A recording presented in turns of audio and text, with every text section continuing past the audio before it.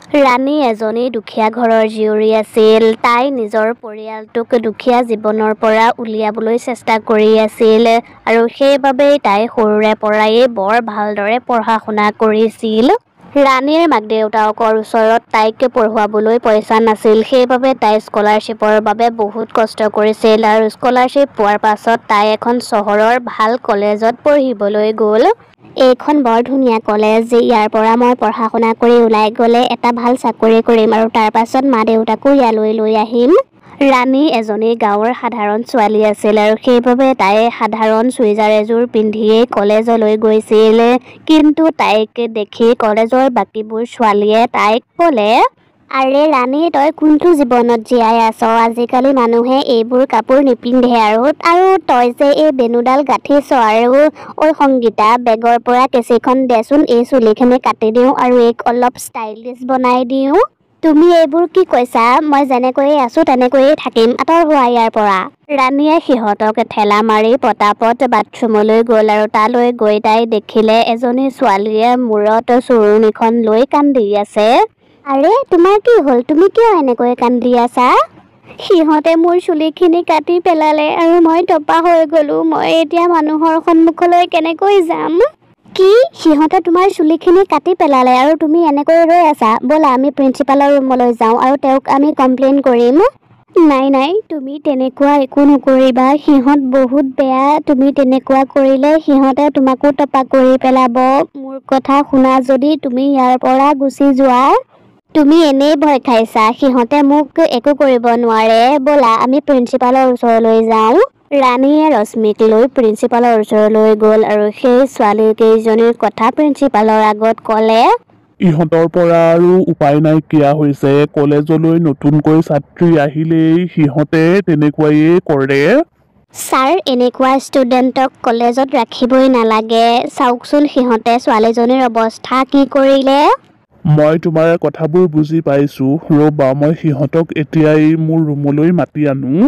প্ৰিন্সিপালজনে সেই ছোৱালীকেইজনীক তেওঁৰ ৰুমলৈ মাতি আনিলে আৰু সংগীতাৰ লগত তেনেকুৱা কৰাৰ বাবে সিহঁতক কলেজৰ পৰা উলিয়াই দিলে। কিন্তু সিহঁত ধনী ঘৰৰ ছোৱালী আছিল, সেইবাবে কেইদিনমানৰ পাছত সিহঁত আকৌ কলেজলৈ আহিবলৈ পালে।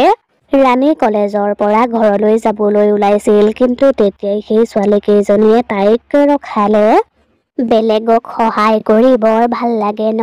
এতিয়া চামচোন, তোকনো কোনে সহায় কৰিবলৈ আহে। তোক আমি ভাল মজা দিম। মই যি কৰিছো ভালেই কৰিছো। তহঁতে নাভাবিবি, তহঁত ধনী ঘৰৰ বাবে তহঁতে যি বিচাৰ তহঁতে তাকেই কৰিব পাৰিবি।" "অ' আই, চাচোন এইজনীৰ মুখখন কেনেকৈ চলিছে। তই কি ভাবিছ আমি সংগীতাকেই তেনেকুৱা অৱস্থা কৰিলো? তোৰ তাতকৈও বেয়া অৱস্থা কৰিম।" ৰাণীয়ে কিবা কোৱাৰ আগতেই সুমীৰ বন্ধু ৰাকেশ আৰু সুমীৰ বান্ধৱী শ্ৰদ্ধায়ে ৰাণীক ধৰিলে আৰু সুমীয়ে তাইক টপা কৰি পেলালে। "ঐ চাচোন চা, ৰাণীক দেখিবলৈ ইমান ধুনীয়া লাগিছে।" "ৰাণীক কিন্তু সঁচাকৈয়ে বৰ ধুনীয়া লাগিছে, সংগীতাতকৈও বেছি ধুনীয়া। সেইদিনাতো তোক আমি ষ্টাইলত চুলিখিনি কাটি দিম বুলি কৈছিলো, কিন্তু তই আমাৰ কথা নুশুনিলি। সেইবাবেইতো তই আজি টপা হ'বলগীয়া হ'ল। চাবি কিন্তু তই আৰু আগলৈ আমাৰ সৈতে কিন্তু লাগি নল'বি।" ৰাণীক সকলোৱে বহুত হাঁহিলে আৰু ৰাকেশে তাইক ফটো উঠালে আৰু তেতিয়া ৰাণী তাৰ পৰা গুচি গ'ল আৰু পিছদিনা ৰাণীয়ে কলেজলৈ মূৰত চুৰণিখন বান্ধি আহিলে আৰু তাইক দেখি সকলোৱে বহুত হাঁহিলে। ৰাণীয়ে যেতিয়া কলেজৰ বৰ্ডত তাইৰ ফটোখন মাৰি থোৱা দেখিলে আৰু ফটোখন চাই যেতিয়া সকলোৱে হাঁহি আছিল, তেতিয়া তাইৰ বহুত দুখ লাগিল আৰু তেতিয়াই তাই লগে লগেই প্ৰিন্সিপালৰ ৰুমলৈ গ'ল। "ছাৰ, মই আচলতে বুজি পোৱা নাই, এইখন কেনেকুৱা কলেজ? কিছুদিনৰ আগতে সংগীতাৰ লগত যিটো ঘটনা হ'ল, সেই একেই ঘটনাই আজি মোৰ লগত হ'ল। আচলতে আপুনি কথাটো গুৰুত্ব সহকাৰে লোৱা নাই। আমাৰ নিচিনা দুখীয়া ছাত্ৰীৰ ওপৰত আৰু এনেকুৱাবোৰ কিমান দিনলৈকে হৈ থাকিব?" ৰাণী, এইটো তোমাৰ পাৰ্চনেল মেটাৰ। তুমি নিজেই সমাধান কৰিব লাগিব। মই তোমাক ইয়াত একো সহায় কৰিব নোৱাৰো।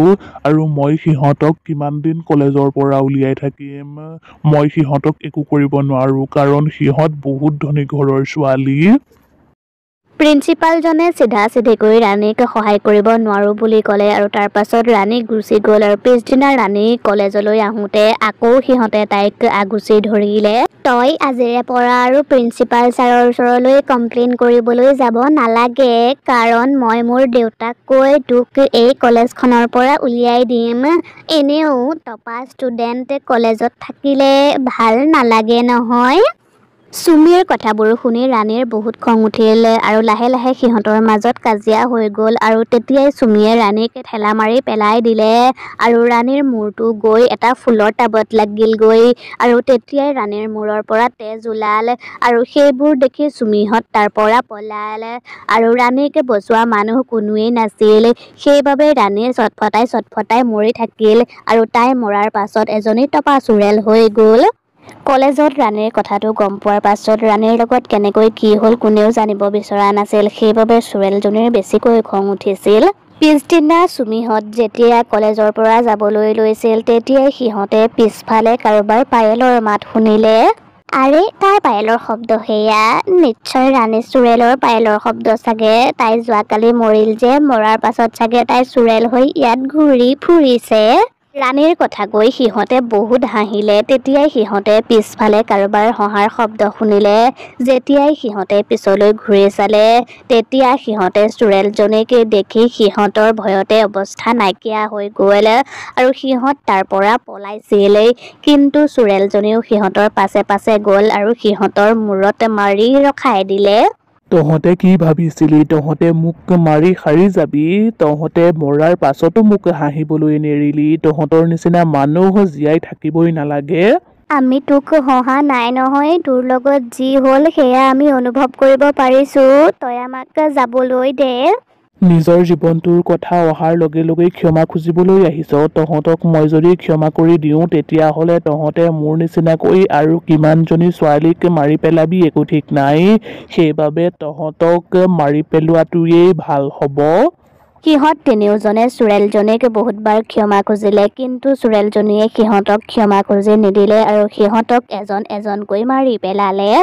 পিছদিনা কলেজ খোলোতে সিহঁতৰ মৃতদেহ তিনিটা তাতেই পৰি থকা দেখিলে আৰু তেতিয়াই তালৈ পুলিচ আহিলে। কিন্তু পুলিচে সিহঁতক কোনে কেনেকৈ মাৰিলে একো সুংসূত্ৰ বিচাৰি নাপালে। সেইদিনা সন্ধিয়া যেতিয়া প্ৰিন্সিপাল ছাৰ কলেজৰ পৰা ঘৰলৈ যাবলৈ ওলাইছিল তেতিয়াই তেওঁৰ কেবিনত তেওঁ কোনোবাই হাঁহি থকাৰ শব্দ শুনা পালে। কোন আছে তাত? কোনে হাঁহি আছে তেনেকৈ? কোন হয় বাৰু? সন্মুখলৈ আহক। প্ৰিন্সিপাল ছাৰৰ ভয় লাগিছে হ'বলা। ভয় কৰিব নালাগে।